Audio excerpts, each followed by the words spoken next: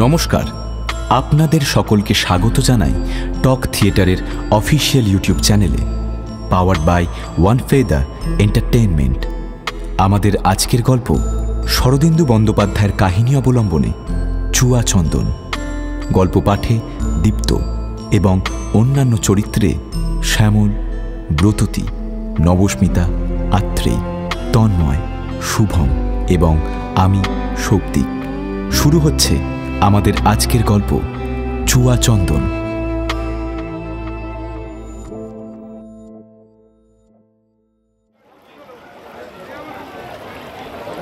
গ্রীষ্মের শেষ ভাগ। সূর্য মাঝ আকাশে পৌঁছতে তখনও ৩-৪ ঘন্টা বাকি। স্থান নবদ্বীপের স্নানঘাট। ভাগীরথীর পূর্ব দিকে নবদ্বীপ। স্নানের ঘাটও বেশ বিস্তৃত। এই এক গঙ্গার ঘাটে রোজ প্রায় লক্ষ লক্ষ লোক স্নান করে।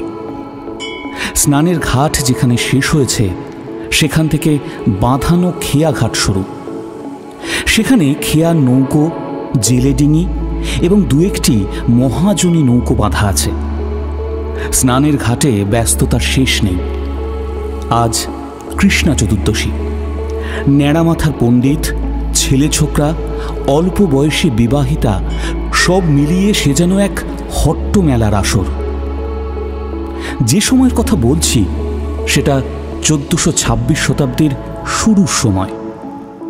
নদীর নিমাই তখন ব্যাকরণের টোলে ছাত্র পড়াচ্ছেন আর নানা প্রকার ছেলে মানুষই করছেন। তখন তার প্রেম রূপে বাঙালি মুগ্ধ হয়ে ওঠেনি। ঘাটের একপাশে সারি সারি নাপিত বসে আছেন। বহু পণ্ডিতেরা তাদের কাছে খৌরি হচ্ছেন, মানে আমরা যাকে বলি দাড়ি কামাচ্ছেন। একদল উলঙ্গ প্রায় পণ্ডিত জোরের সাথে তেল মাখতে মাখতে ভীষণ তর্ক করছেন। সে তোমরা যাই বলো, শাস্ত্রে কিন্তু আমার মতো পারদর্শী খুব কমই আছে। হ্যাঁ, আপনি কি বলতে চান পণ্ডিত মশাই? মিথিলা থেকে ফিরে এসে দেখছি আপনার অহংবোধ আরো খানিক বেড়ে গেছে। কি বললে? অহংবোধ? এত বড় স্পর্ধা তোমার? আহা পণ্ডিত মশাই, রাগ করছেন কেন? আপনার পাণ্ডিত্য নিয়ে সংশয় করে এমন মূর্খ এই বাংলায় আছে নাকি? এই শেষ কথাটা বলে যিনি তর্কটা আরো বাড়িয়ে দিলেন তিনি একজন গৌরকান্তি যুবক। বয়স বছর 20 হবে, তার বেশি নয়। এই যুবক বেশ কিছুক্ষণ তর্ক শুনে এবং তর্ক আরও বাঁধিয়ে দিয়ে মৃদু হাসছিলেন। তার দু চোখে তীক্ষ্ণ বুদ্ধি এবং পাণ্ডিত্য ভীষণভাবে স্পষ্ট। ঠিক এই সময় দক্ষিণ দিকের দুটো বড় সামুদ্রিক নৌকো ধীরে ধীরে উজান ঠেলে নবদ্বীপের ঘাটে এসে ভিড়ল। মধুকর ডিঙার ছাদের উপর থেকে একজন যুবক পরম আগ্রহে ঘাটের দৃশ্য দেখছিল। নৌকো ঘাটে দাঁড়ানোর সঙ্গে সঙ্গে সেও ছাদ থেকে নেমে গেল। সাধারণত বড় বড় নৌকো ঘাটের কাছে নোঙর করার ফলে জলের ঢেউয়ে একটা আন্দোলন তৈরি হয়, আর সেই ঢেউ ঘাটের কাছে এসে আছড়ে পড়ে। এখানেও তাই হলো। আর সঙ্গে সঙ্গে চারিদিক থেকে একটা চিৎকার হই হই শোনা গেল।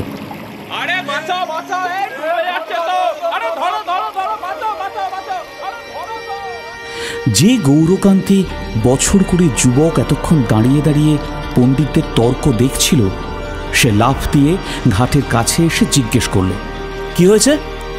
কানা গোসাই এতক্ষণ জলে দাঁড়িয়ে আহ্নিক করছিলেন, হঠাৎ তাকে আর দেখা যাচ্ছে না। আপন বলা মানুষ তো, হয়তো কোমরে নৌকা ঢেউ লেগে তলিয়ে গেছেন। যুবকটি গামছা বাঁধতে বাঁধতে আদেশের স্বরে বলল, তোমরা কেউ জলে নেমো না, তাহলে গন্ডগোল হবে, আমি দেখছি। এই কথা বলেই সে জলে ঝাঁপিয়ে পড়ল। কিছুক্ষণ তার কোনো চিহ্ন নেই। ঘাটের ধারে সারি সারি লোক দাঁড়িয়ে দেখছে। সকলের মুখে উদ্বেগ আর আশঙ্কার ছায়া। কয়েকজন বয়স্ক স্ত্রীলোক কান্নার সুরে হাহুতা শুরু করলো।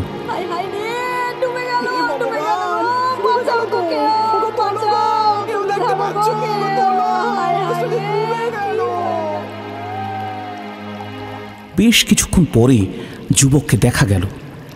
সে জোরে জোরে মাথা নাড়তে নাড়তে এক হাতে সাঁতার কাটতে কাটতে তীরের দিকে এগিয়ে এলো। সবাই চিৎকার করে উঠল। যুবক হাঁপাতে হাঁপাতে বলল, বলতে পারি নে, তবে এক মুঠো টিকি পেয়েছি। আস্তে আস্তে যুবক যখন তীরে এসে উঠে দাঁড়ালো, সবাই অবাক হয়ে দেখল সে বাঁ হাতে একগোছা টিকি শক্ত করে ধরে আছে, আর সেই ডুবে যাওয়া পণ্ডিতের দেহটা মুন্ডুর সাথে আটকে আছে। বেশ কিছুক্ষণ পর পণ্ডিত মশাইয়ের জ্ঞান ফিরল। তিনি উঠে বসলেন, তারপর যুবকের হাত ধরে বললেন, বিশ্বম্বর, এতদিন জানতাম তুমি নিপাতনে সিদ্ধ, কিন্তু এখন দেখছি প্রাণদানেও তুমি কম পটু নও। আশীর্বাদ করি। এমনি ভাবি যেন ডুবন্ত মানুষকে উদ্ধার করি, তোমার জীবন সার্থক হয়।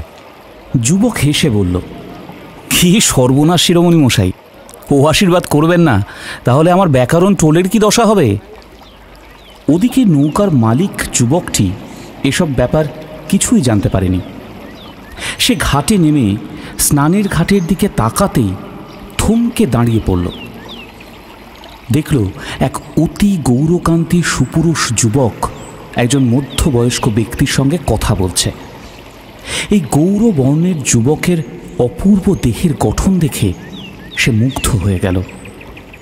পৃথিবীর অনেক দেশ সে দেখেছে, কিন্তু এমন অপরূপ তেজদীপ্ত পুরুষ মূর্তি সে কখনো দেখেনি। একজন জেলে মাঝি নিজের ডিঙায় বসে জাল বুনছিল। মালিক যুবকটি তাকে জিজ্ঞাসা করল, তা হ্যাঁ বাবু, ওই লোকটি কে জানো? জেলে একবার চোখ তুলে তাকালো, তারপর বলল, ওই উনিই তো নিমাই পণ্ডিত। যুবক ভাবল, পণ্ডিত? এত অল্প বয়সে পণ্ডিত? যুবকের নিজের পাণ্ডিত্যের সঙ্গে কোনো যোগাযোগ ছিল না। সে বেনের ছেলে। বৈষয়িক বুদ্ধির জোরে সে 7 সাগর ঘুরে সোনাদানা সংগ্রহ করে আনে।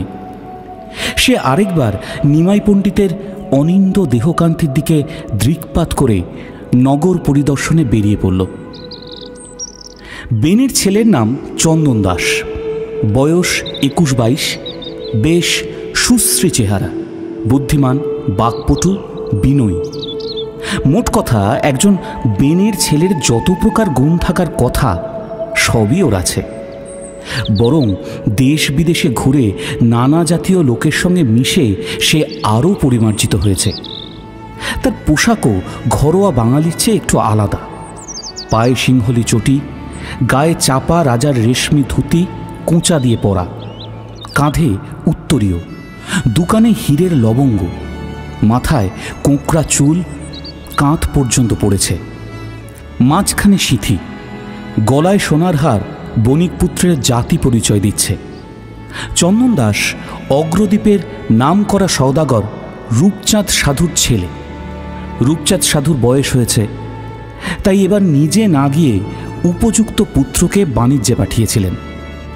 1 বছর 9 মাস পরে ছেলে 2 পয়সা লাভ করে দেশে ফিরছে। বহুদিন একটানা নৌকা চালিয়ে মাঝি মোল্লারা ক্লান্ত, তাই একদিনের জন্য নবদ্বীপে নৌকা বেঁধেছে।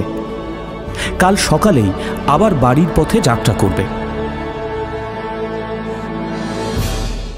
চারিদিক দেখতে দেখতে চন্দন দাস আনন্দের সাথে গঙ্গা ঘাটের পথ ধরে নগর দর্শনে চলল।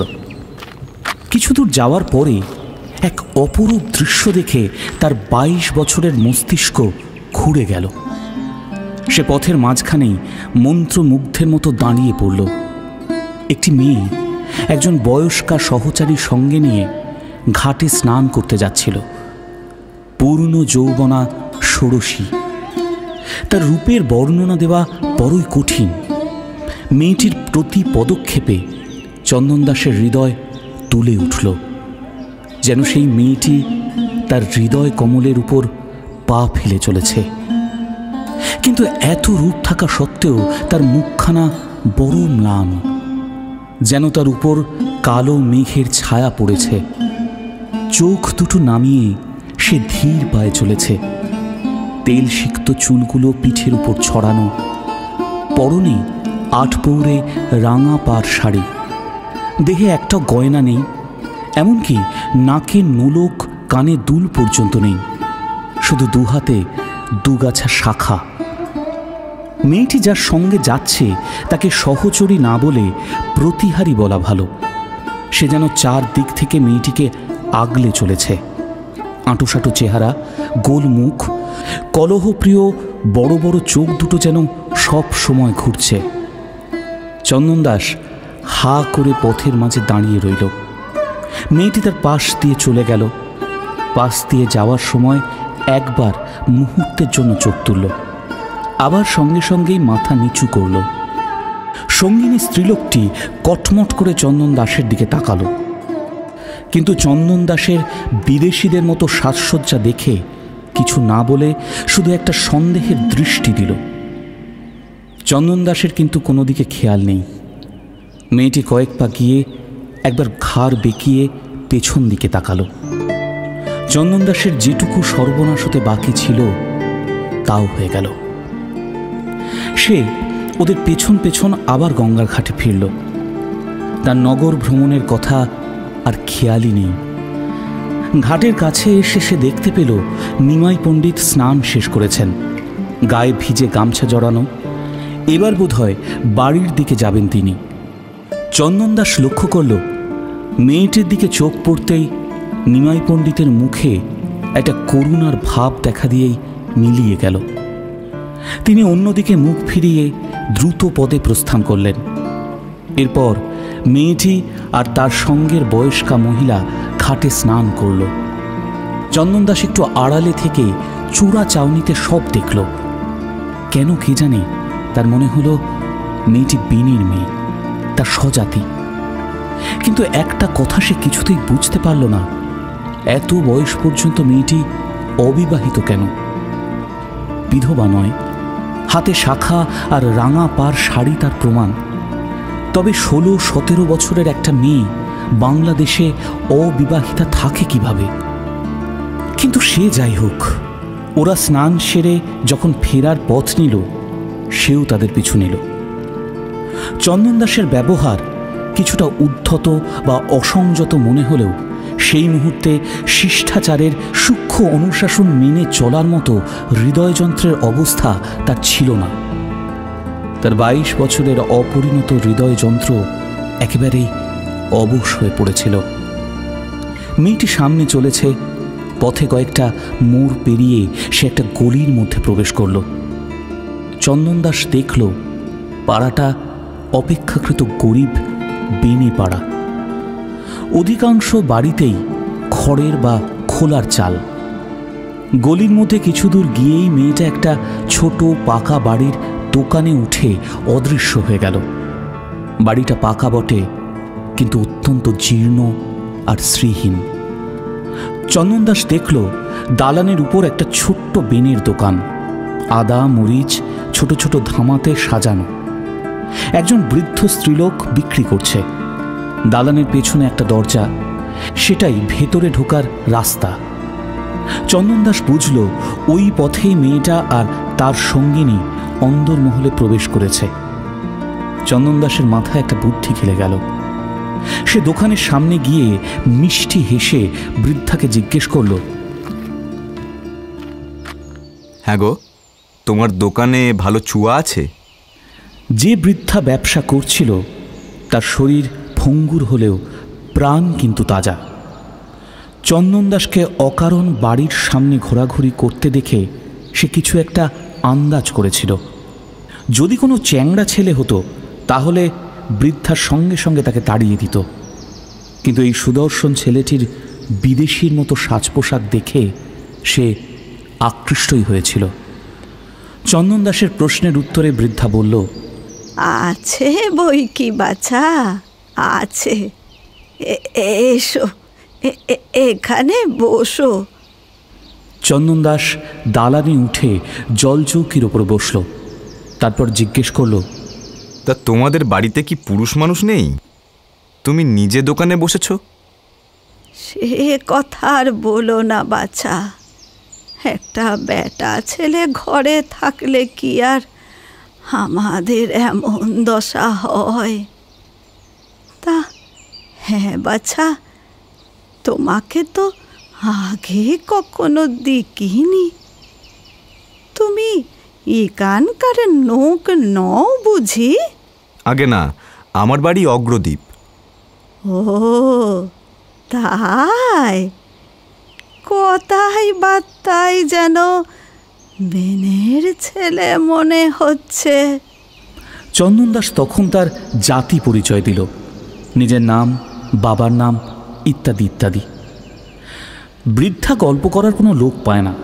সে আহ্লাদে গদগদ হয়ে বলল, ও মা গো, তুমি তো আমাদের ঘরের ছেলে গো, সজাত। আহা, কি সুন্দর সোনার কার্তিকের মতো চেহারা। মায়ের কোল জুড়ে বেঁচে থাকো বাবা, বেঁচে থাকো। তা বিয়ে থা করনি?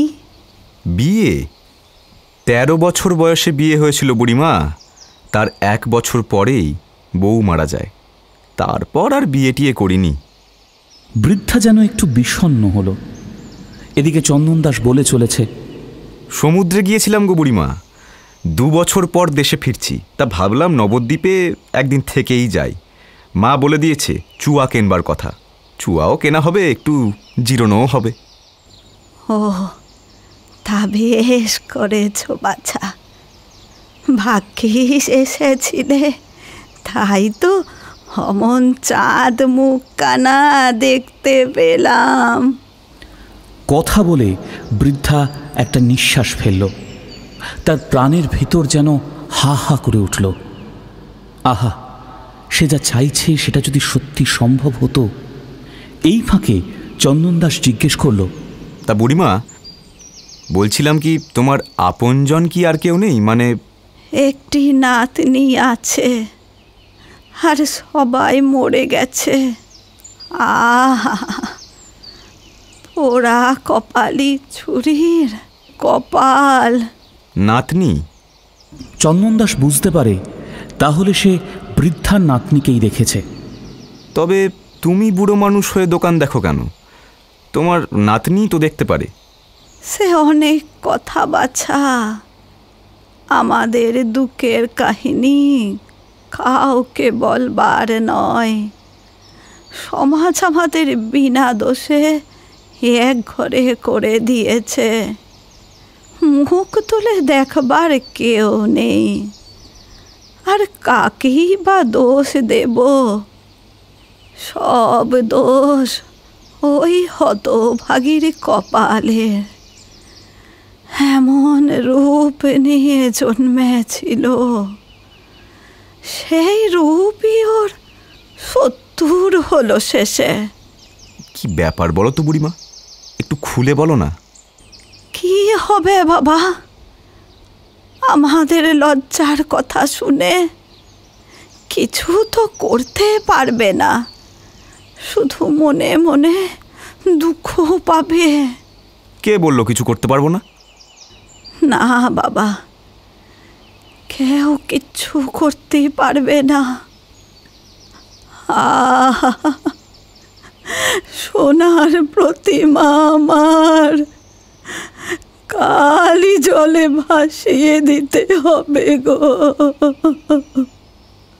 চন্দন দাস বৃদ্ধার হাত চেপে ধরল। শোনো বুড়িমা, আমি বেনের ছেলে। তোমার গা ছুঁয়ে বলছি, একজন মানুষের যা করার সাধ্য আছে আমি তাই করব। এবার তোর নাতনির কি বিপদ, সে আমাকে খুলে বল তো দেখি। বৃদ্ধা কিছু উত্তর দেওয়ার আগেই এক মহিলা ঘর থেকে বেরিয়ে এলো বুড়ির কান্না শুনে। এই মহিলাকে চন্দন দাস দেখেছে মেয়েটির সাথে একটু আগে ঘাটে। সে কর্কশ কণ্ঠে জিজ্ঞেস করল, কাঁদছিস কেন বুড়ি? কি হয়েছে? বৃদ্ধা অত্যন্ত বুদ্ধিমতী। সে তাড়াতাড়ি চোখ মুছে আমতা আমতা করে বলল, কিছু নয় রে চাপা, কিছু না। এই ছেলেটা আরে এই ছেলেটা আমার দূর সম্পর্কের নাতি হয়, অনেক দিন পর দেখা হলো, তাই আর কি। চাঁপা চন্দন দাসের দিকে তাকালো, ভালো করে তার বড় বড় চোখ দিয়ে লক্ষ্য করল চন্দন দাসকে। তারপর বৃদ্ধার উদ্দেশ্যে বলল, ও নাতি নাকি? তা তোর যে নাতি আছে আগে কখনো বলিসনি তো? ও বলিনি বুঝি? ওই তো দূর সম্পর্কের আমার পিস্তত বোনের। চাঁপা এবার চন্দন দাসকে প্রশ্ন করল, তোমাকে আজ পথে দেখেছি না? চন্দন দাস শটান মিথ্যে কথা বলল। কি না তো, আমার তো মনে পড়ছে না। চাঁপা তীক্ষ্ণ চোখে আরও কিছুক্ষণ চন্দন দাসকে নিরীক্ষণ করল, শেষে মুখে একটু হাসি এনে বলল, ও তাহলে আমারই ভুল। বুড়ি, তুই তাহলে তোর নাতির সাথে কথা বল, আমি একটু পাড়া বেরিয়ে আসি। তোর নাতি আজ থাকবে নিশ্চয়ই। প্রশ্নের উত্তরের অপেক্ষা না করে চাঁপা মুখ ঘুরিয়ে সেখান থেকে চলে গেল। চাঁপা চলে যাওয়ার পরে চন্দন দাস জিজ্ঞাসা করল, এটি কে? বৃদ্ধা তখন ভয় কাঁপছে, বলল, ওই শয়তানি হচ্ছে জমিদারের দূত।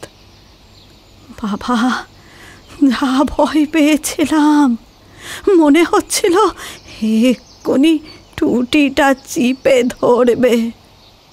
শোন দাদা শোন, তুই যা ভাই, আর এখানে থাকিস না। ওরে, তুই কি করে আমাদের ভালো করবি বলতো? ভগবান নিজে যে আমাদের ভুলে গেছেন। তুই যা শিগগিরই পালা এখান থেকে। শেষে হজ পাড়া গায়ে এসে অচেনা মানুষের জন্যে বেঘরে প্রাণ দিবি নাকি? সে কি ঠান্দি, নাতিকে কি এমন করে তাড়িয়ে দিতে হয়? একটা পান পর্যন্ত দিতে নেই। তাছাড়া আমি তো চুয়া কিনতে এসেছি, চুয়া না দিয়েই তাড়িয়ে দিচ্ছিস? তুই কেমন বেনের মেয়ে? বৃদ্ধা এবার হেসে ফেলল। এই ছেলেটির মুখে কথা যতই সে শুনছে ততই তার মন ভিজে যাচ্ছে। তার বৃদ্ধ হতাশ মনের কোনো এক কোণে যে সুপ্ত আশা এখনো এত দুর্দশায় মরে যায়নি, সেটা আবার কেমন করে যেন জেগে উঠল। তাহলে কি এই শেষ সময় ভগবান মুখ তুলে চেয়েছেন? সে মনে মনে ভাবল, যা হয় হোক, একবার শেষ চেষ্টা করে তো দেখবই। কে বলতে পারে, হয়তো তার অভাগিনী নাতনির ভাগ্যে বিধাতা চরম দুর্গতি লেখেননি। না হলে এই নিরাশার গাঢ় অন্ধকারের মধ্যে এক অপরিচিত বন্ধু কোথা থেকে এলো? সে মনস্থির করে বলল, ও মা, সত্যি তো, চুয়ার কথা তো মনেই ছিল না। কিন্তু চুয়া তো বড় দামি জিনিস দাদা, দাম দিতে পারবে তো? কত দাম? জীবন, যৌবন, মন প্রাণ সব দিলেও সে জিনিসের দাম হবে না। চন্দন দাস একটু একটু অবাক হলো, কিন্তু হার মেনে নেওয়ার পাত্র সে নয়। সে বলল, বেশ, আগে জিনিসটা তো দেখি। এই যে দেখায়। ওলো, ও চুয়া, একবার এদিকে আয় তো দিদি। চন্দন দাসের বুকের ভিতর বিদ্যুৎ খেলে গেল। সে চমকে উঠল। তবে যে মেয়েটি তাকে সম্মোহিত করে এখানে নিয়ে এসেছে তার নাম চুয়া, আর সে চুয়া কিনতে এখানে এসেছে। এই কি দৈব যোগাযোগ! কি হয়েছে ঠান্দি? কথা বলতে বলতে চুয়া ঘরের দরজার সামনে এসে দাঁড়ালো, আর তারপর চন্দন দাসকে দেখে সে চমকিয়ে বুকের উপর হাত রাখল। চন্দন দাসও তাকিয়েছিল চুয়ার দিকে। সে দেখল মুহূর্তের মধ্যে চুয়ার নরম গাল দুটো সিঁদুরের মতো লাল হয়ে গেল। তারপর লজ্জায় চুয়ার চোখ দুটো ধীরে ধীরে নিচু হয়ে গেল। চন্দন দাস বুঝল চুয়া তাকে চিনতে পেরেছে। পথের ক্ষণিক দেখা মুগ্ধ পথিককে সে ভোলেনি। বৃদ্ধা বলল, ও চুয়া, আয় আয়, অতিথি এসেছে, একটু মিষ্টি মুখ করা, পান দে। চুয়া মুখ তুলল না, আস্তে আস্তে ঘরের ভেতর চলে গেল। বৃদ্ধা আবার বলল, আমার চুয়াকে দেখলে বাবা? দেখলাম। আগেও যে সে চুয়াকে দেখেছে সে কথা চন্দন দাস আর বলল না। বৃদ্ধাও আর তাকে সেসব নিয়ে কোনো কথাই জিজ্ঞেস করল না। বলল, কেমন মনে হলো? মনে হলো ঠান্দি, চুয়ার কি বিপদ আমাকে বলো। কেন তোমাদের সবাই এক ঘরে করে রেখেছে সেটা বলো। ওর কেন এখনো বিয়ে হয়নি আমাকে সব খুলে বলো। দরজার কাছ থেকে উত্তর এলো, তুমি শুনে কি করবে? এক হাতে কাঁসার ছোট রেকাবির উপর বাতাসা আর দুটো পান, অন্য হাতে জলের ঘটি নিয়ে চুয়া ফিরে এসেছে। চন্দন দাসের শেষ কথাগুলো সে শুনতে পেয়েছিল। শুনে লজ্জায় ধিক্কারে তার মন ভরে উঠল। কেন এই অপরিচিত যুবকের এত কৌতূহল? তাকে বলেই বা কি লাভ? চুয়া রেকাবি আর ঘটি চন্দন দাসের সামনে নামিয়ে ফ্যাকাশে মুখে অধীর হয়ে জিজ্ঞেস করল, তুমি কে বলো তো? কোথা থেকে এসেছো?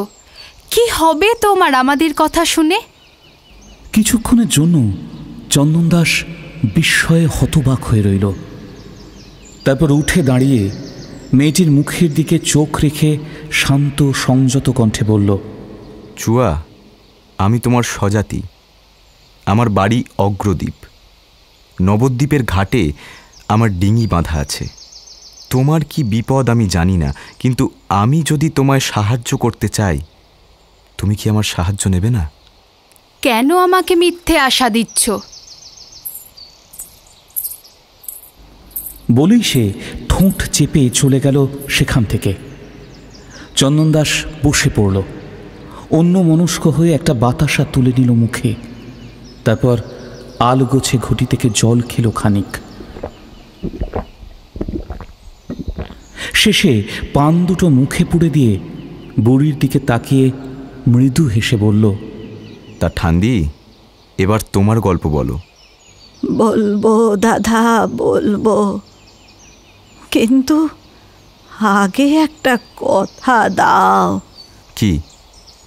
বাবা, তুমি ওকে উদ্ধার করবে?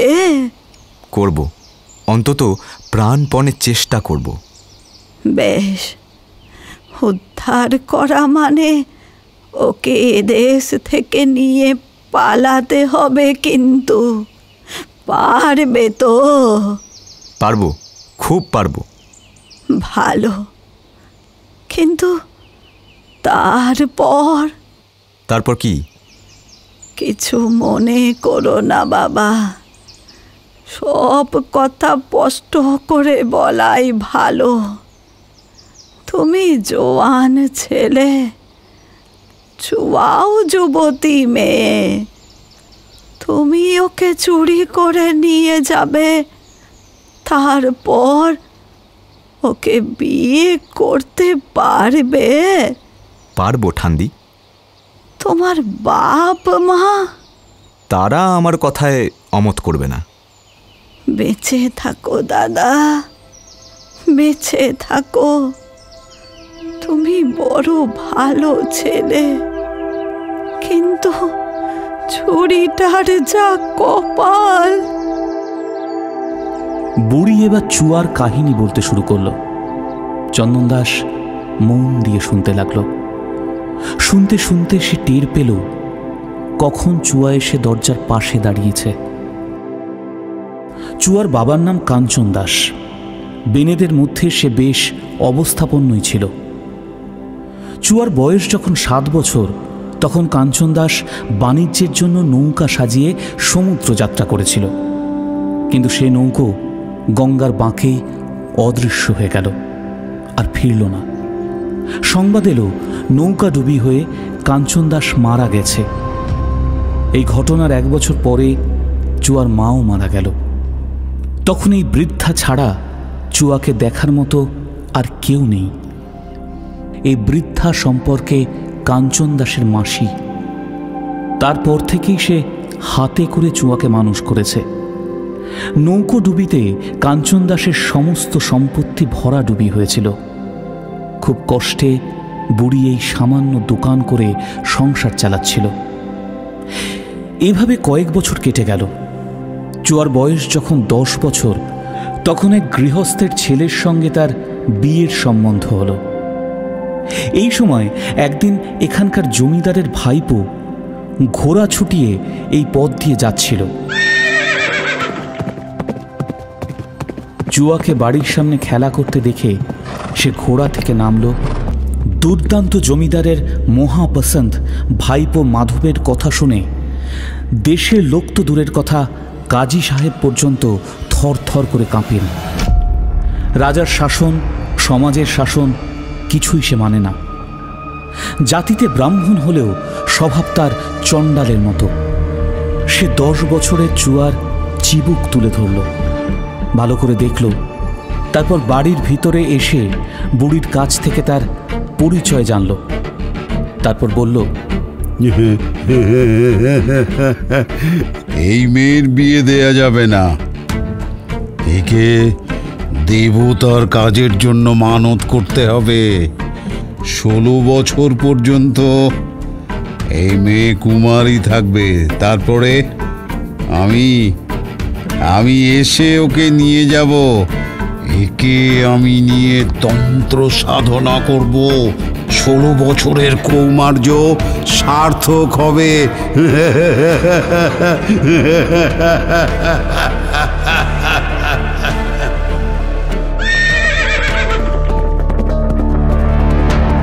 এই হুকুম জারি করে মাধব চলে গেল।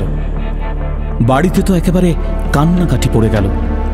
তন্ত্র সাধনার মর্মার্থ যে কি তা বুঝতে আর কারো বাকি রইল না। বণিক সমাজ মাধবের বিরুদ্ধে কিছু বলতে বা করতে সাহস পেল না।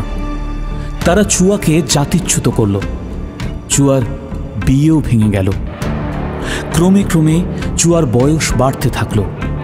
দেখতে দেখতে সে 12 বছরে পড়ল। বৃদ্ধা দেশের কারো সাহায্য পেয়ে শেষে এই নাতনিকে নিয়ে পালানোর মতলব করল। কিন্তু পালানো আর হলো না। মাধবের কানে সে কথা পৌঁছতে সে ছুটে এলো বাড়িতে। বুড়ি তোর এত বড় সাহস! হ্যাঁ, তুই আমার সাথে বেঈমানি করছিস। আজ তোকে আমি শেষ করে ফেলবো।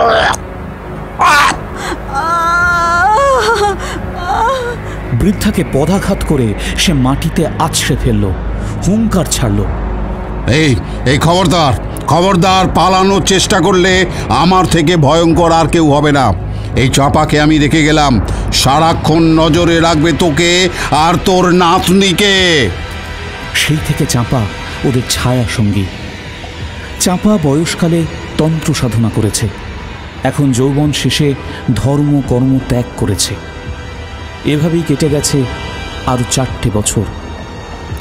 যদিও আবার মাধব এসেছিল, সে চুয়াকে দেখে গেছে এবং বলে গেছে, আগামী অমাবস্যার রাতেই চুয়াকে দৈব কাজে উৎসর্গ করতে হবে। চুয়া প্রস্তুত হয়ে থাকবে। অমাবস্যার সন্ধ্যার সময় চুয়া গঙ্গার ঘাটে গিয়ে স্নান করবে। স্নান সেরে রক্ত বস্ত্র, জবার মালা আর চন্দনের টিপ পরে ঘাট থেকে একেবারে তন্ত্র সাধনার জন্য চলে যাবে উদ্যানে। মনে থাকে যেন। আজ কৃষ্ণ চতুর্দশী, আর আগামীকাল অমাবস্যা। বুড়ি গল্প শেষ করে কাঁদতে কাঁদতে বলল, বাবা, বাবা সব কথা তোমাকে খুলে বললুম। এখন দেখো, যদি মেয়েটাকে উদ্ধার করতে পারো, তুমি ছাড়া ওর আর গতি নেই ভাই, গতি নেই। গল্প শুনতে শুনতে চন্দন দাসের বুকের ভেতরটা জ্বালা করে উঠেছিল। ওই দানব লোকটার বিরুদ্ধে রাগ আর আক্রোশ আগুনের শিখার মতো তার সমস্ত শরীরকে যেন পুড়িয়ে দিচ্ছিল। সে দাঁতে দাঁত চেপে বলল, আমি যদি চুয়াকে বিয়ে করে কাল আমার নৌকায় তুলে দেশে নিয়ে যাই, তাতে কে কি করতে পারে? দরজার আড়ালে দাঁড়িয়ে চুয়ার বুক দুরু দুরু করে উঠল, কিন্তু বুড়ি মাথা নেড়ে বলল, তা হয় না দাদা, তা হবে না। চাপা রাক্ষসী আছে, সে কখনোই এটা হতে দেবে না। সে আমি চাঁপাকে সোনায় মুড়ে দেব, তাতেও যদি রাজি না হয় মুখে কাপড় বেঁধে ঘরে বন্ধ করে রাখব। বুড়ি কাঁপতে লাগল।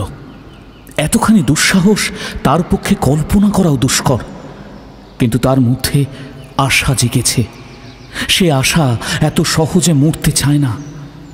তাও বুড়ি কাঁপতে কাঁপতে বলল, সে না হয় হলো, সে না হয় হলো, কিন্তু বিয়ে হবে কি করে? কে দেবে বিয়ে? কেন, নবদ্বীপে কি পুরুত নেই? নেই নেই দাদা, নেই। তুমি মাধবকে জানো না ভাই, তার ভয়ে কোনো বাউন রাজি হবেনি। এখানকার বাউনরা এত ভীতু? কার ঘাড়ে কটা মাথা আছে দাদা, যে জমিদারের ভাইপোর সঙ্গে শত্রুতা করবে? তাও শুনেছি জগন্নাথ ঠাকুরের ছেলে নিমাই পণ্ডিত বড় ডাকাবুক ছেলে, কাউকে ভয় করে না। বয়সটা কম কিনা, কিন্তু তিনি কি রাজি হবেন? চন্দন দাস মহা উৎসাহে উঠে দাঁড়িয়ে পড়ল, বলল, এই তো ভালো কথা মনে করিয়েছ ঠান্দি। নিমাই পণ্ডিতই উপযুক্ত লোক। তাকে আমি আজ গঙ্গার ঘাটে দেখেছি, ঠিক যেন দেবতার মতোই চেহারা। তিনি নিশ্চয়ই রাজি হবেন। আচ্ছা ঠান্দি, আমি এখন তবে তার খোঁজে চললাম। ও বেলা সব ঠিক করে আবার আসবো, তখন না হয়। কিন্তু দাদা, তিনি যদি রাজি না হন? তিনি যদি না হন, তিনি রাজি হন বা না হন, আমি রাতে কোনো এক সময় আসবই। নাই বা হলো বিয়ে, আজ রাতে আমি চুয়াকে চুরি করে নিয়ে যাব, তারপর দেশে গিয়ে বিয়ে করব। কি বলো? এই কথাগুলো শুনে চুয়া দরজার আড়াল থেকে বেরিয়ে এলো। সংশয় সংকোচ করার মতো সময় আর তার নেই। একদিকে অবশ্যম্ভাবী সর্বনাশ, অন্যদিকে সামান্য সম্ভাবনা। চুয়া ছল ছল চোখ দুটো চন্দন দাসের মুখের সামনে এনে বলল, তুমি আজ রাত্রিরে এসো। নিমাই পণ্ডিত যদি রাজি নাও হন, তবুও তোমার ধর্মের ওপর বিশ্বাস করে আমি তোমার সঙ্গে যাব। চন্দন দাস কিছু একটা বলতে যাচ্ছিল, এমন সময় বাধা পড়ল। গলির ভেতরে ঘোড়ার খুরের আওয়াজ। চুয়া একটা আর্ত চিৎকার গলার মধ্যে আটকে রেখে ছুটে পালিয়ে গেল ঘরের ভেতর। তারপর দরজা বন্ধ করে দিল। বুড়ি থরথর করে কাঁপতে কাঁপতে দুটো হাঁটুর মধ্যে মুখ গুজে বসে পড়ল। কিছুক্ষণের মধ্যেই ঘোড়া এসে বাড়ির সামনে দাঁড়ালো। ঘোড়ার চালক যিনি, তার বয়স আন্দাজ 45। গায়ে লাল রঙের কুর্তা, কোমরে তলোয়ার, মাথায় পাগড়ি নেই, ঝাঁকড়া রুক্ষ চুল কাঁধ পর্যন্ত এসে পড়েছে। কপালে একটা প্রকাণ্ড সিঁদুরের ফোঁটা, আর সেই সিঁদুরের ফোঁটার নিচেই বিশাল দুটো গনগনে চোখ, সিঁদুরের মতোই লাল। মুখে মোটা গোঁফ, গালে গালপাট্টা। লোকটার মুখের প্রত্যেকটা রেখায় যেন লেখা আছে তার সারা জীবনের দুষ্কৃতি আর পাপ কর্মের হিসেব। এমন কোনো দুষ্কর্ম নেই যা সে করেনি। এই হচ্ছে জমিদারের ভাইপো মাধব। মাধব এক লাফে ঘোড়া থেকে নামল, তারপর চন্দন দাসের সামনে এসে দাঁড়ালো। রক্তের মতো লাল দুটো চোখ দিয়ে চন্দন দাসকে ভালো করে দেখল, তারপর কর্কশ কণ্ঠে বলল, এই এই তুই কে? চন্দন দাসের ইচ্ছে করছিল মাধবের দম্ভ ভরা মুখে একটা সজোরে লাঠি মারে, কিন্তু সে তা করল না। তার মাথায় তখন অন্য চিন্তা চলছে। সে ভেবেছিল এখন মাধব হঠাৎ করে এসে পড়ে তার সমস্ত চিন্তা ভাবনা পণ্ড করে দিয়েছে। যদিও এই পাষণ্ডটার মুখ দেখলে মাথা ঠিক রাখা যায় না। চুয়ার সর্বনাশ করার জন্য এই নর পশু তাকে 6 বছর জিয়ে রেখেছে। তবুও সে যথাসাধ্য আত্মসংবরণ করে উত্তর দিল, সে খোঁজে তোমার দরকার কি? কি চাস তুই এখানে? হ্যাঁ, এবার সে আর ধৈর্য রাখতে পারল না। তার মাথায় খুন চেপে গেল। সে উত্তরে মাধবের নাকে একটা বজ্রের মতো ঘুষি মেরে দিল। এইটা চাই। এই নিরীহ দর্শন যুবকের কাছ থেকে এত দুঃসাহসিক কাজ মাধব প্রত্যাশাই করেনি। সে চোখে অন্ধকার দেখে মাটিতে বসে পড়ল। চন্দন দাস দেখল আর দেরি করা উচিত হবে না। সে নিরস্ত্র, মাধবের কাছে তরোয়াল আছে, ঘোড়াটা সামনে দাঁড় করানো। সে দালান থেকে এক লাফ দিয়ে ঘোড়ার পিঠে উঠে বসল। এদিকে মাধবের সম্বিত ফিরেছে।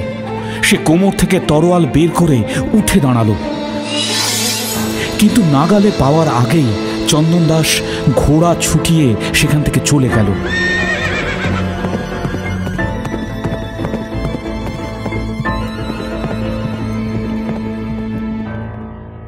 চন্দন দাস চলে যাবার পর মাধব হাতের সামনে আর কাউকে না পেয়ে বৃদ্ধার চুলের মুঠি ধরে তাকে তরোয়াল দিয়ে কাটতে উদ্যত হলো। কিন্তু কাটতে গিয়েই তার মনে হলো এই যুবকটির পরিচয় আর কোনো দিন পাওয়া যাবে না। কিল খেয়ে কিল হজম করবার মতো লোক মাধব নয়। সে বিধবার চুলের মুঠি ধরে উঠোনের মাঝখানে আছড়ে ফেলল। তারপর তার শীর্ণ হাতে একটা মোচড় দিয়ে বলল, হরমজাদি বুড়ি, এই ছোঁড়া তোর কে হয় বল? বৃদ্ধা বুদ্ধিমতী, ভয়ে প্রাণ শুকিয়ে গেলেও চিন্তা করার শক্তি তার আছে।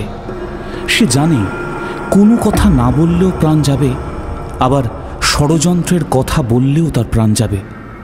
তাই মাঝামাঝি কোনো একটা পথ বেছে নেওয়াটাই বুদ্ধিমানের কাজ। সে চন্দন দাসের পরিচয় যা তা সত্যি বললেও পাখিটা চেপে গেল। বুড়ি কাঁদতে কাঁদতে বলল, বিশ্বাস করো বাবা, আমি এই ছোড়াকে কখনো দেখিনি, আজই প্রথম দেখলাম। আমি জানি না ওর কোনো মতলব আছে কিনা। বিশ্বাস করো বাবা, আমি কিচ্ছু জানি না। চাঁপা মাধবের বাড়িতে খবর দিতে গেছিল। এতক্ষণে সে ফিরে এলো সোজা এক ঝাঁক পাইক নিয়ে। তাদের কারোর হাতে ঢাল, কারোর সড়কি। এদের জোরেই মাধব গোটা দেশকে সন্ত্রস্ত করে রেখেছিল। বৃদ্ধাকে আরও অনেক প্রশ্ন করে শেষে বোধহয় মাধব তার গল্প বিশ্বাস করল। মাধবের সামনে বৃদ্ধা মিথ্যে বলবে এটা মাধবের দম্ভ বিশ্বাস করতে পারল না। সে এদিক ওদিক তাকিয়ে বলল, এই তো নাতনি কোথায়? ঘরেই আছে বাবা, ঘরেই আছে। মাধব চাঁপাকে হুকুম করল, চাঁপা যা তো দেখে আয়। চাঁপা দেখে এসে জানালো যে চুয়া ঘরেই আছে। মাধবের মনে এবার বিশ্বাস জন্মালো যে চুয়া সম্বন্ধে আর কোনো ভয় নেই। তবুও সে দুজন পাইককে বৃদ্ধার বাড়ি পাহারা দেওয়ার জন্য রেখে দিল আর বলল, এই এই তোরা শুনে রাখ, কাল সন্ধ্যা পর্যন্ত এই বাড়িতে কাউকে ঢুকতে দিবি নে। যদি কেউ ঢুকতে চায় তার গলা কেটে ফেলে দিবি। তারপর সে বেরিয়ে গেল। একবার তার মনে হয়েছিল এখনই এই মুহূর্তে প্রমোদ উদ্যানে টানতে টানতে নিয়ে যায়, কিন্তু না, তার আগে ওই বেনের ছেলেটাকে শিক্ষা দিতে হবে, তার নৌকো লুট করতে হবে, তারপর কোমর পর্যন্ত মাটিতে পুঁতে কুকুর দিয়ে তাকে খাওয়াবার আয়োজন করতে হবে। মাধব তার পাইক সর্দারকে বলল, মদন, তুই 10 জন পাইককে নিয়ে গঙ্গার ঘাটে যা, সেখানে চন্দন দাস বেনের নৌকা আটক কর, আমি যাচ্ছি। বদন সর্দার যখন প্রভুর আজ্ঞা শিরোধার্য করে ঘাটে গিয়ে পৌঁছল, ততক্ষণে কোথায় চন্দন দাসের নৌকো? বিরাট জল পতঙ্গের মতো চন্দন দাসের নৌকোর দাঁড়গুলো যেন গঙ্গার উপরে তালে তাল ফেলে চলে গেছে অনেক দূরে। ওদিকে চন্দন দাস খোড়া ছুটিয়ে বেরিয়ে পড়েছিল চুয়ার বাড়ি থেকে। সময় 2 প্রহর পেরিয়ে গেছে, তাই লোকজন কম। যেতে যেতে সে চিন্তা করছিল এখন কর্তব্য কি। প্রথমত চুয়াকে উদ্ধার করতে হবে। মাধবকে নাকে ঘুষি মারার ফলে মাধবের ক্রোধ কোন দিকে যাবে কি জানে। হতে পারে মাধব চুয়ার কথা ভুলে তার খোঁজ করবে, তাহলে কিছুক্ষণের জন্য চুয়া রক্ষা পাবে। দ্বিতীয়ত চন্দন দাসকে তার নৌকো রক্ষা করতে হবে। মাধব হয়তো প্রথমেই ঘাটে আসবে তার নৌকোর খোঁজে। ঘাটে পৌঁছে সে ঘোড়াটাকে বেঁধে রেখে তাড়াতাড়ি নৌকার ভিতরে গেল। সর্দার মাঝিকে বলল, এক্ষুনি নৌকা খুলতে হবে, কথা বলার সময় নেই, এক্ষুনি বেরিয়ে পড়ো। আজ সন্ধে পর্যন্ত যত দূর সম্ভব উজান বেয়ে যাবে, তারপর গাঙের মাঝখানে নোঙর ফেলবে। আমি যতদিন না ফিরি ওইখানেই অপেক্ষা করবে, মনে থাকবে? মাঝিকে নির্দেশ দিয়ে চন্দন দাস নৌকোর পেছনে সিন্দুক থেকে কয়েকটি জিনিস সংগ্রহ করল। একটা থলিতে কিছু মোহর নিয়ে কোমরে জড়িয়ে রাখল। কে জানে সে যে কাজে যাচ্ছে তাতে কত অর্থের প্রয়োজন। তারপর এক ছড়া সিংহলি মুক্তোর মালা পরে নিল। আরও 2টো জিনিস সে সঙ্গে নিল। ইস্পাতের উপর কাজ করা একটা ছোট ছোড়া আর একটা লোহার কাঁটা, মহিলারা খোঁপায় ব্যবহার করে যেরকম, ঠিক সেই রকম। এই কাঁটার বিশেষত্ব হলো এর সামনের তীক্ষ্ণ অংশটা শরীরের কোনো জায়গায় ফুটলে কিছুক্ষণের মধ্যেই মৃত্যু অবধারিত। নৌকো থেকে বেরিয়ে এবার চন্দন দাস নগরের ভিতরে চলল। হঠাৎ চন্দন দাস দেখল 9-10 বছরের একটি ছেলে একাই ডাঙ্গুলি খেলছে। চন্দন দাস তার থেকে নিমাই পণ্ডিতের বাড়ির ঠিকানা জানল। তাকে কিছু পয়সাও দিল চুয়ার বাড়ির পরিস্থিতির খোঁজ নেওয়ার জন্য। চন্দন দাস এবার প্রবেশ করল নিমাই পণ্ডিতের বাড়িতে। সামনেই টোলের আটচালা, সেখানে ছাত্ররা কেউ নেই। নিমাই পণ্ডিত একা বসে আছেন, আর তার কোলে একটা নতুন পুঁথি, পাশে কলম আর দোয়াত। চন্দন দাসের পায়ের শব্দে নিমাই পণ্ডিত মুখ তুললেন। প্রশান্ত দুচোখ থেকে শাস্ত্রচিন্তা দূরে সরিয়ে জিজ্ঞাসা করলেন, কাকে চান? আগে নিমাই পণ্ডিতকে।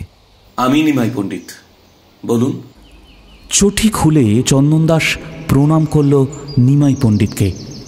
নিমাই পণ্ডিত প্রণাম গ্রহণ করে বললেন, মঙ্গল হোক। কোথায় যেন দেখেছি বলে মনে হচ্ছে।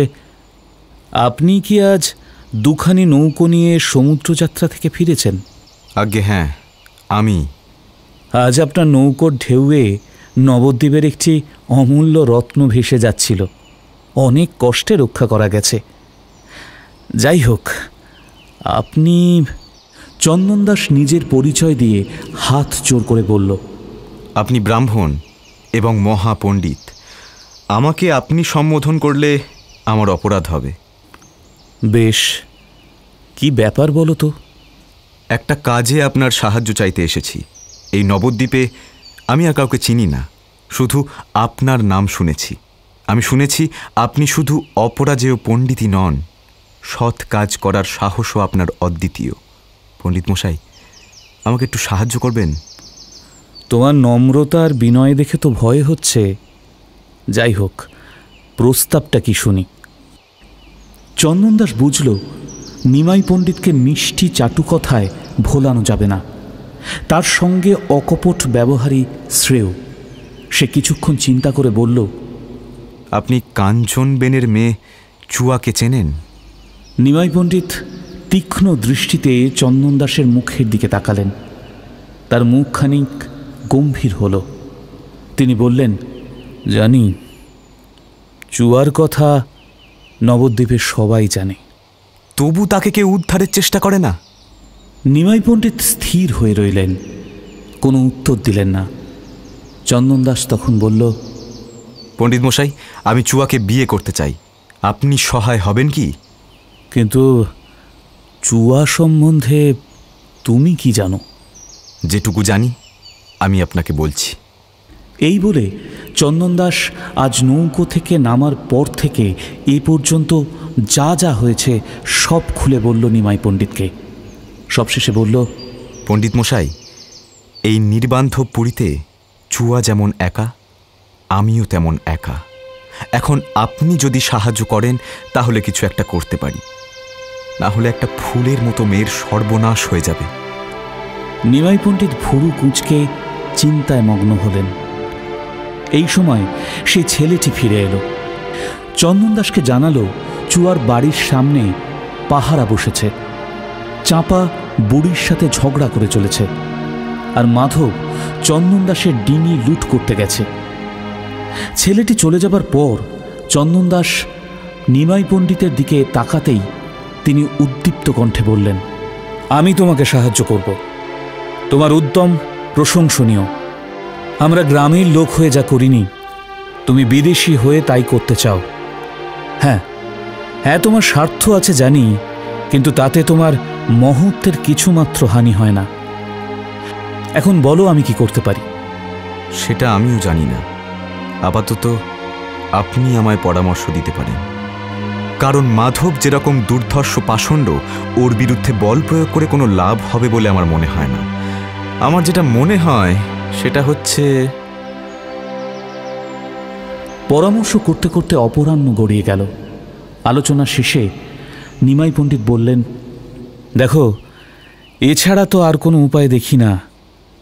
তৃতীয় কোনো ব্যক্তিকে দলে টানতে ভয় করে। কথাটা জানাজানি হয়ে যদি মাধবের কানে ওঠে তাহলে আর কোনো ভরসাই থাকবে না।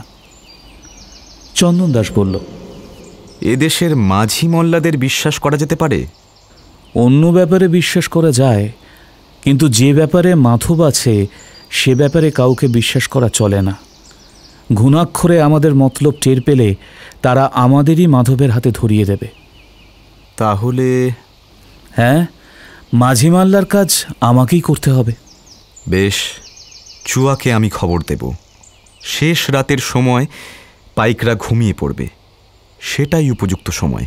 কি বলেন? হ্যাঁ, তুমি তোমার নৌকো পাঠিয়ে দিয়ে বুদ্ধিমানের কাজ করেছ। মাধব নিশ্চিন্তে থাকবে। হয়তো রাত্রে চুয়ার বাড়িতে পাহারা নাও থাকতে পারে। অতটা ভরসা করি না। যাই হোক, দেখা যাক। সন্ধে ঘনিয়ে এলো। নিমাই পণ্ডিত আর চন্দন দাস দুজনে বাইরে বেরোলেন। ব্রাহ্মণ পল্লী থেকে বেশ খানিকটা দূরে উত্তরে নৌকোর সূত্রধরদের বাসা। সেখানে গিয়ে দুজন অনেকক্ষণ দেখে শেষে একটা ছোট ডিঙি পছন্দ করলেন। মাত্র 4 জন বসতে পারে। চন্দন দাস দাম দিয়ে ডিঙি কিনল। নিমাই পণ্ডিত ছুতরকে বললেন, শোনো, আমি কাল বিকেলে নিজে এসে ডিঙি নিয়ে যাব, কেমন? নিমাই পণ্ডিত ফিরে চললেন বাড়ির পথে। আর চন্দন দাস, তার এখনো কাজ শেষ হয়নি। সে গঙ্গার ধার দিয়ে ঘাটের দিকে চলল। যে ঘাটে দুপুরে নৌকা বাঁধা ছিল, সেই ঘাটে যখন সে পৌঁছল তখন সন্ধ্যার ছায়া ঘন হয়ে এসেছে চারিদিকে।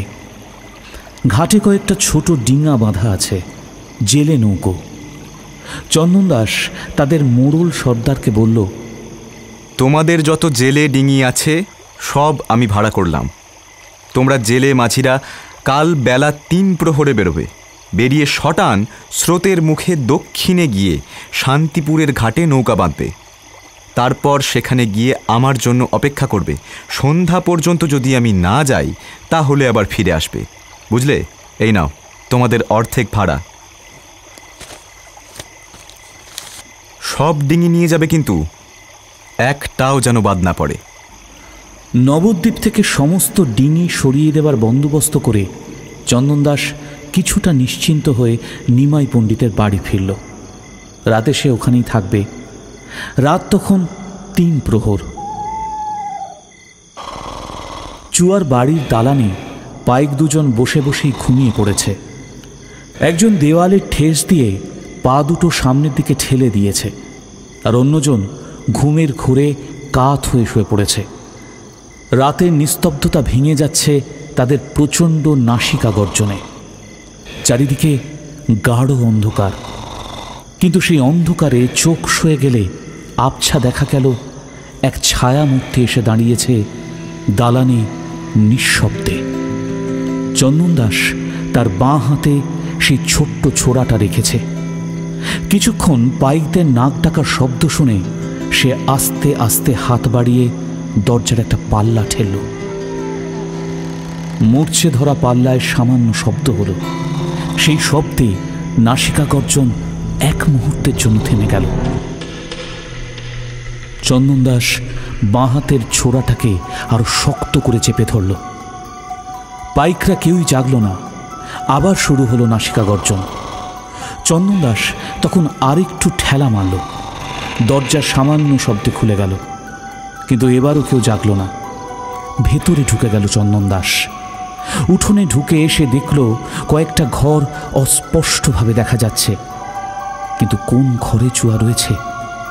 চাঁপাও রয়েছে এখানে। চুয়াকে খুঁজতে গিয়ে সে উঠে পড়লেই সর্বনাশ। চন্দন দাস কি করবে ভাবছে, এমন সময় তার হাতে মৃদু স্পর্শ হলো। সে চমকে উঠে নিজের অজান্তেই ছোড়াটা তুলল। সেই সময় তার কানের কাছে মৃদু শব্দ এলো, এসেছো? চুয়া। কোমরে ছোড়াটা গুঁজে রেখে চন্দন দাস দুহাতে চুয়ার হাত ধরল। চুয়া। চুয়ার নিঃশ্বাসের মতোই তার গলা কাঁপছে থরথর করে। সে বলল, তুমি যে আসবে বলেছিলে, আমি তাই তোমার জন্য সারা রাত জেগে আছি। এত বিপদের মধ্যেও চন্দন দাসের মনে হলো এত মধুর শব্দ সে আগে কখনো শোনেনি। চুয়ার মুখখানা দেখার জন্য তার প্রাণে এক দুর্দমনীয় আকাঙ্ক্ষা জাগতে লাগল, কিন্তু অন্ধকারে কিছুই দেখা যায় না। সে চুয়ার কানে কানে বলল, একটা আলো জ্বালাতে পারো? তোমাকে বড় দেখতে ইচ্ছা করছে। দুজনে হাত ধরাধরি করে দাঁড়িয়েছিল। কিছুক্ষণ ভেবে বলল, আচ্ছা এসো। চাঁপা কোথায়? ঘুমোচ্ছে। আর ঠান্দি? ঠান্দিও ঘুমিয়ে পড়েছে। একটা পরিত্যক্ত ঘরে চন্দন দাসকে নিয়ে গিয়ে চুয়া চকমকি ঠুকে আলো জ্বালালো। প্রদীপের ক্ষীণ আলোয় চুয়ার মুখ দেখে চন্দন দাস চমকে উঠল। চোখ দুটোর জবা ফুলের মতো লাল, চোখের কোণে কালি পড়েছে। আশা, আশঙ্কা আর তীব্র উৎকণ্ঠার জেরে চুয়ার অনুপম রূপ যেন ভেঙে চুরে একাকার হয়ে গেছে। চন্দন দাসের মনে যেন বেদনা সুর বিঁধল। সে ভেজা ভেজা গলায় বলল, চুয়া। চুয়া তখন মাটিতে বসে পড়ে কাঁদছে। সে বলল, তোমার নৌকা চলে গেছে শুনে এত ভয় হয়েছিল। চুয়া, তোমার আর কোনো ভয় নেই চুয়া। তোমার উদ্ধারের সমস্ত ব্যবস্থা করে এসেছি। ব্যবস্থা করেছো? কি রকম? বলছি, সব বলছি। আগে তুমি বলো, তুমি সাঁতার কাটতে পারো? পারি, তাই তো ডুবে মরতে পারিনি। কতবার সে চেষ্টা করেছি। চন্দন দাসের মনে হলো চুয়াকে সে বুকে জড়িয়ে ধরে সান্ত্বনা দেয়। কিন্তু এখন সেসবের সময় নেই। ও কথা ভুলে যাও চুয়া, এখন বুকে সাহস আনো। আমি এসেছি দেখেও তোমার সাহস হয় না? চুয়া শুধু তার কালিমা লিপ্ত চোখ দুটো নিয়ে চন্দন দাসের মুখের দিকে তাকালো। চন্দন দাস সংক্ষেপে তার উদ্ধারের উপায় বলল। সবটা শোনার পর চুয়া কিছুক্ষণ চুপ করে রইল। হৃদয়ের তুমুল আন্দোলনের মধ্যে এই তরুণ উদ্ধারকর্তাটিকে সে যে কি চোখে দেখছে সে নিজেই জানে না। তাই উদ্ধারের আশা যখন তার মনের মধ্যে জাগতে শুরু করেছে, সে আর আত্মসংবরণ করতে পারল না। চন্দন দাসের পায়ের উপর আছড়ে পড়ল চুয়া, দুহাতে পা জড়িয়ে ধরে কেঁদে বলল, আমাকে একটা কথা বলো। চন্দন দাস চুয়ার মুখ তুলে ধরার চেষ্টা করতে করতে বলল, চুয়া তাকাও, আমার দিকে তাকাও। কি কথা চুয়া বলো? তুমি আমাকে বিয়ে করবে তো? প্রবঞ্চনা করবে না তো আমাকে? চুয়া, আমি মায়ের নামে শপথ করে বলছি, তোমায় যদি আমি বিয়ে না করি আর আমার মনে যদি অন্য কোনো অভিসন্ধি থেকে থাকে, তবে আমি কুলাঙ্গার। তবে আমাকে এখনই নিয়ে যাচ্ছ না কেন? না, এখন নয়, এখন ভরসা হয় না। এখন বাড়ির সামনে পাহারা, যদি ওরা কোনোভাবে জেগে ওঠে তবে কোনো কাজই হবে না। আচ্ছা শোনো, আমার আর এখানে থাকা নিরাপদ নয়, চাঁপার ঘুম ভেঙে যেতে পারে। চলে যাচ্ছ? তুমি চলে যাচ্ছ? কোনো ভয় নেই চুয়া, আমি আছি তো। কিন্তু যদি বিঘ্ন ঘটে, যদি বিপদ আসে, আমাকে একটা জিনিস দিতে পারবে? কি? একটু বিষ। চন্দন দাস কিছুক্ষণ শক্ত হয়ে দাঁড়িয়ে থেকে তারপর তার চুলের মধ্যে থেকে সেই কাঁটাটা বের করল। তারপর বলল, মন দিয়ে শোনো চুয়া, যদি দেখো একেবারেই আশা নেই, তখনই এটা ব্যবহার করবে, তার আগে নয়, কেমন? বলে কাঁটার প্রয়োগ বুঝিয়ে দিল। এবার চুয়ার মুখে হাসি ফুটল। সে উঠে দাঁড়িয়ে বলল, আর আমার কোনো ভয় নেই। চন্দন দাস চুয়ার হাত দুটো নিজের বুকের উপর নিয়ে বলল, চুয়া। বাকপটু চন্দন দাস আর কোনো কথা খুঁজে পেল না। চুয়া কান্না ভেজা মুখখানা চন্দন দাসের বুকের উপরে রাখল। তারপর অস্ফুট স্বরে বলল, চুয়া নয়, চুয়াবো, এটাই আমাদের বিয়ে। ঘর থেকে বেরিয়ে আসবার সময় একটা কথা মনে পড়ল চন্দন দাসের। ও হ্যাঁ, ঠান্দিকে বলো সে যেন কাল সন্ধ্যার পর পালিয়ে নিমাই পণ্ডিতের বাড়িতে চলে যায়। সেখানে 2-3 দিন লুকিয়ে থাকবে, তারপরে আমি এসে নিয়ে যাব তাকে, কেমন? গ্রীষ্মের স্বল্প রাত শেষ হয়ে আসছে। কাক কোকিল এখনো ডাকেনি, তবে হয়তো আসন্ন ভোরের স্পর্শ লেগেছে। পূবাকাশে শুকতারা জ্বলছে দপদপ করে। উঠোনে দাঁড়িয়ে চন্দন দাস চুয়ার হাত দুটো আরেকবার চেপে ধরল নিজের বুকে। তারপর ঠিক যেভাবে এসেছিল সেভাবে ছায়ামূর্তির মতো মিলিয়ে গেল। পাইক দুজন তখন শেষ রাতের গভীর ঘুমে আচ্ছন্ন।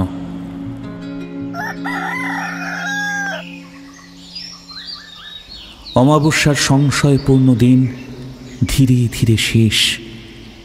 অপ্রত্যাশিত কিছু ঘটেনি। দুপুরে মাধব এসে একবার তদারক করে গেছে। চাপার কাজ শেষ। সে মাধবের অনুমতি পেয়ে প্রমোদ উদ্যানে পুজোর আয়োজন করতে চলে গেল। ওদিকে সূর্য অস্ত গেছে, সন্ধ্যের ধূসর ছায়া বিছিয়ে গেছে ভাগীরথীর জলে। নবদ্বীপের ঘাটে তেমন ভিড় নেই।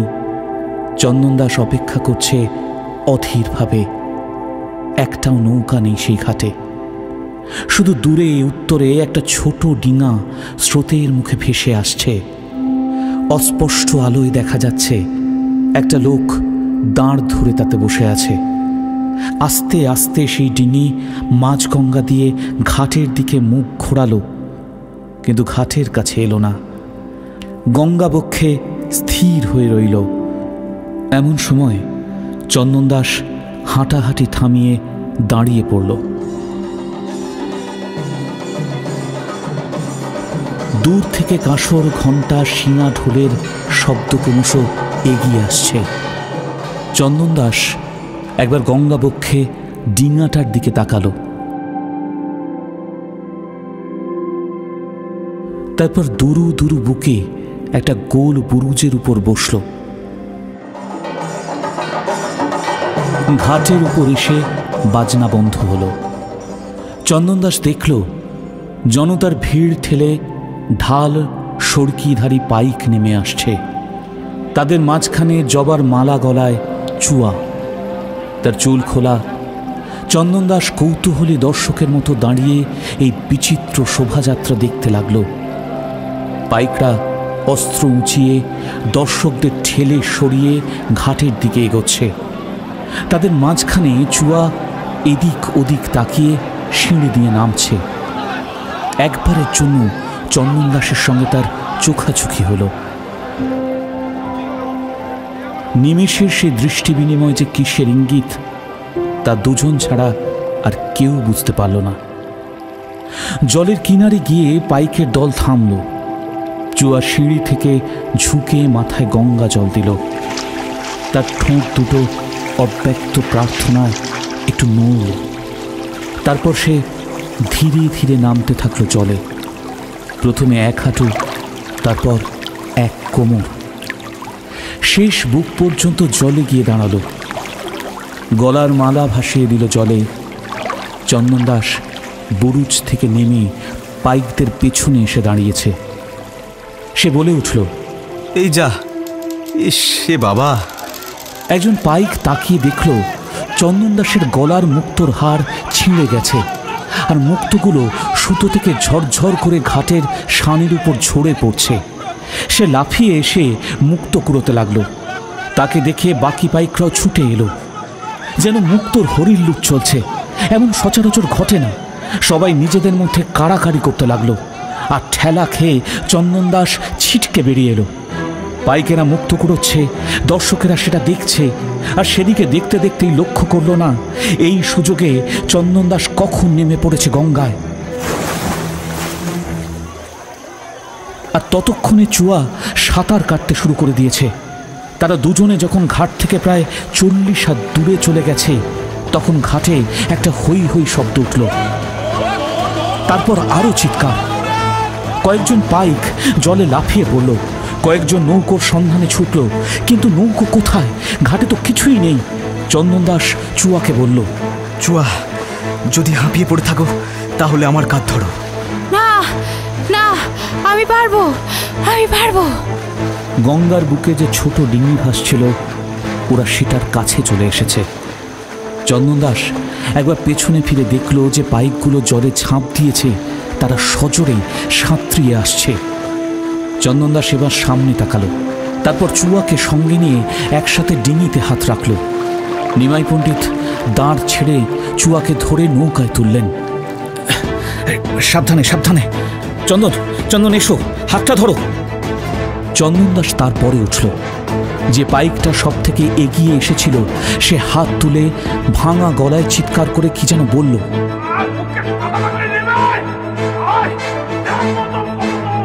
উত্তরে চন্দন দাস দুখানা দাঁড় তুলে নিল হাতে। নিমাই পণ্ডিত দাঁড় তুলে নিলেন। দুজনে একসঙ্গে দাঁড় জলে ডুবিয়ে টানলেন। মুহূর্তের মধ্যে ছোট ডিঙা পাখির মতো উড়ে চলল। নবদ্বীপ থেকে 5 ক্রোশ উত্তরে চন্দন দাসের দুটো নৌকো নোঙর করা ছিল। ওরা সবাই মিলে সেই নৌকায় গিয়ে উঠলেন। নিমাই পণ্ডিত বললেন, আমার কাজ তো শেষ হলো, এবার আমি ফিরি। পণ্ডিত মশাই, এত দয়া করলেন আপনি, একটু বিশ্রাম নিয়ে যান। নৌকোয় দুটো কুঠুরি, তার মধ্যে একটা চন্দন দাসের শয়নকক্ষ, তাতে প্রদীপ জ্বলছে। সবাই সেখানে গিয়ে বসলেন। চুয়া অন্য ঘরে চলে যেতেই চন্দন দাস নিমাই পণ্ডিতকে বলল, পণ্ডিত মশাই, বিয়েটা আজ রাতেই দিলে ভালো হয়। এত তারা কিসে, বাড়ি গিয়ে করো। না মানে, চুয়া যদি কিছু মনে করে, আর তাছাড়া নৌকায় তো আর কোনো শোবার ঘর নেই, তাই। কিন্তু বিয়ে দিই কি করে, উপকরণ কই? পণ্ডিত মশাই, আপনি তো সামান্য পুরুত নন, আপনি পণ্ডিত মানুষ, আপনি ইচ্ছে করলে খালি হাতেই বিয়ে দিতে পারেন। খালি হাতে? আচ্ছা, সে মন্দ কথা নয়। তুমি কন্যাকে হরণ করেছ, সুতরাং তোমাদের রাক্ষস বিবাহ হতেই পারে। রাক্ষস বিবাহে কোনো অনুষ্ঠানের দরকার নেই। চন্দন দাস মহা উল্লাসে উঠে গিয়ে চুয়ার হাত ধরে নিয়ে এলো। চুয়া, ঠাকুর এক্ষুনি আমাদের বিয়ে দেবেন, আমাদের বিয়ে হবে চুয়া। চন্দন দাস তো নাছোড়বান্দা, আজই বিয়ে করে তবেই ছাড়বে। কি? চুয়ার মুখে লজ্জা দেখে তিনি বুঝলেন চুয়ার অমত নেই। তারপর বললেন, উত্তম, ফুলের মালা তো আর হবে না, দুছড়া হার জোগাড় করো তো। চন্দন দাস তার সিন্দুক থেকে দুগাছা মুক্তোর মালা বের করে আনল। নিমাই পণ্ডিত একখানা হার চুয়ার হাতে দিয়ে বললেন, নাও, দুজনে দুজনের গলায় পড়াও। দুজনে মালা বদল করল। নিমাই পণ্ডিত বললেন, ঈশ্বর সাক্ষী করে গঙ্গার বুকের উপর ব্রাহ্মণের সামনে আজ তোমরা দুজন স্বামী স্ত্রী হলে। আশীর্বাদ করি তোমাদের মঙ্গল হোক। দুজনেই মাথা নিচু করে প্রণাম করলেন তরুণ নিমাই পণ্ডিতকে। তারপর উঠে চন্দন দাস বলল, কিন্তু পণ্ডিত মশাই, এ বিয়ে লোকে মানবে তো? নিমাই পণ্ডিত সোজা হয়ে উঠে দাঁড়ালেন। তারপর গর্বিত স্বরে বললেন, নিমাই পণ্ডিত যে বিয়ের পুরুত, সে বিয়ে অমান্য করে কে? চন্দন দাস তখন নিমাই পণ্ডিতের পায়ের কাছে এক মুঠো মোহ রেখে বলল, দেবতা, আপনার দক্ষিণা। না, ওইটে পারবো না। যাক, আজ উঠলাম, বাড়ি নিয়ে যাওয়ার ব্যবস্থা করো শিগগির, আর বাড়ি গিয়ে লৌকিক মতে আরেকটা বিবাহ করো, অধিকন্তু না দোষার।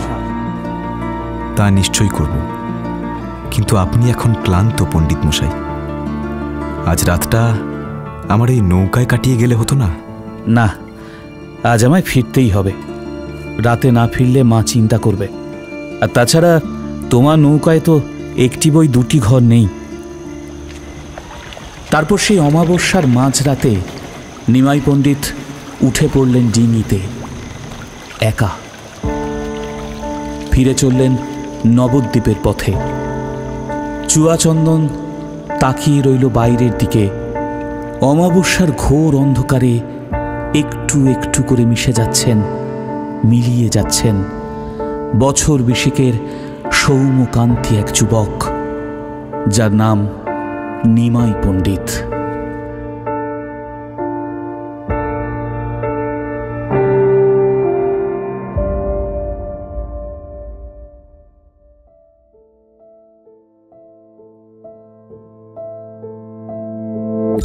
আপনারা এতক্ষণ শুনছিলেন শরদিন্দু বন্দ্যোপাধ্যায়ের কাহিনী অবলম্বনে চুয়াচন্দন।